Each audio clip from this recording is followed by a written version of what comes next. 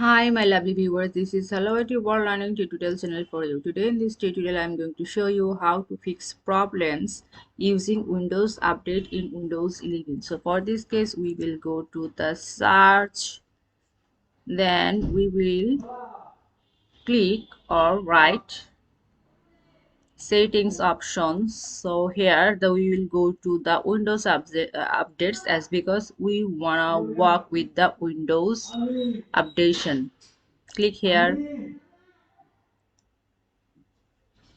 So here we'll go to the advanced options, click here the recovery, that means reset, advanced startup, go back. These sections we will click here. Now we'll find these fix problems using Windows update here. If you wanna reinstall your current version of Windows, or your apps, files or settings will be preserved, so you have to press the reinstall now. So if we press this reinstall now, then we will find the problem solution. So thank you so much for watching this video. Please subscribe this channel. Hopefully this tutorial will help you so much.